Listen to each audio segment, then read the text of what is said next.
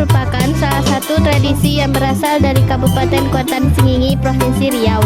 Pacu jalur ialah perlombaan adu kecepatan antar jalur dengan menggunakan perahu panjang atau jalur yang diadakan di sepanjang Batan Kuantan.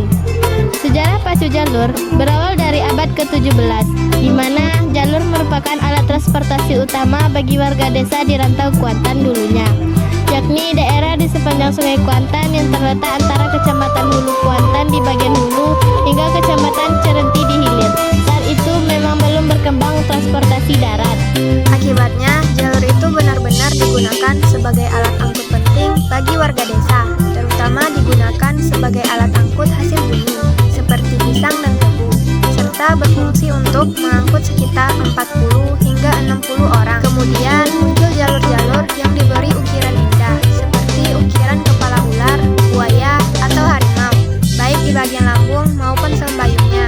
Ditambah lagi dengan perlengkapan payung, tali temali, selendang, tiang tengah atau bulang-bulang, serta lambai-lambai atau tempat juru mudi berdiri. Perubahan tersebut sekaligus menandai perkembangan fungsi jalur menjadi tidak hanya sebagai alat angkut, namun juga menunjukkan identitas sosial.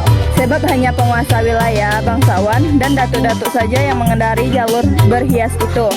Baru pada 100 tahun kemudian, warga melihat sisi lain yang membuat keberadaan jalur itu menjadi semakin menarik, yakni dengan digelarnya acara lomba adu kecepatan antar jalur yang hingga saat ini dikenal dengan nama pacu jalur. Peranan dan tugas peserta pacu jalur. 1. Anak pacu adalah peserta yang bertugas untuk mendayung jalur yang terdiri dari tukang concang adalah pemberi aba-aba atau komandan. Tukang kanyua bertugas untuk mendayung jalur serta mengikuti aba-aba komandan.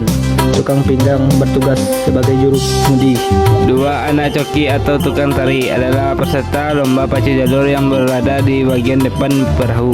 Anak coki berfungsi untuk memberikan semangat, memberikan informasi posisi halun jalur kepada anak pacu, menambah keindahan penampilan, serta membantu tukang manjai dalam memberi tekanan yang seimbang agar jalur berjungkat-jungkit secara teratur dan berirama. 3. Tukang manjai adalah peserta yang berada di posisi belakang, yaitu di depan selembayung jalur, berfungsi memberi irama di bagian kemudi, menyeimbangkan perahu saat pertandingan dimulai dengan menggoyang-goyangkan badannya.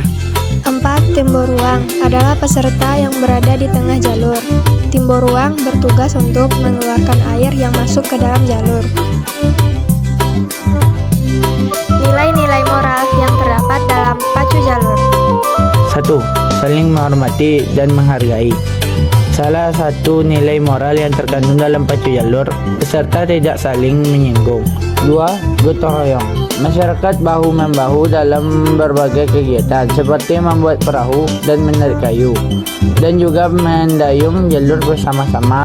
3. Tanggung jawab. Peserta pacu jalur bertanggung jawab atas perlombaan yang diikuti.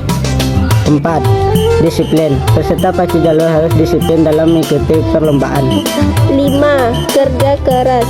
Peserta pacu jalur bekerja keras dalam mengikuti perubahan dan mengikuti perlombaan. 6. Persatuan dan kesatuan. Masyarakat bahu-membahu dalam berbagai kegiatan seperti membuat perahu dan menarik kayu. 7. Sportivitas. Peserta pacu jalur harus sportif dalam mengikuti perlombaan. 8. Komunikatif. Peserta pacu jalur harus komunikatif dalam berinteraksi antar sesama.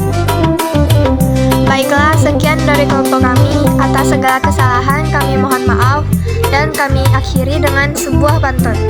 Poi kakuan sing menonton pacu. Wassalamualaikum warahmatullahi wabarakatuh.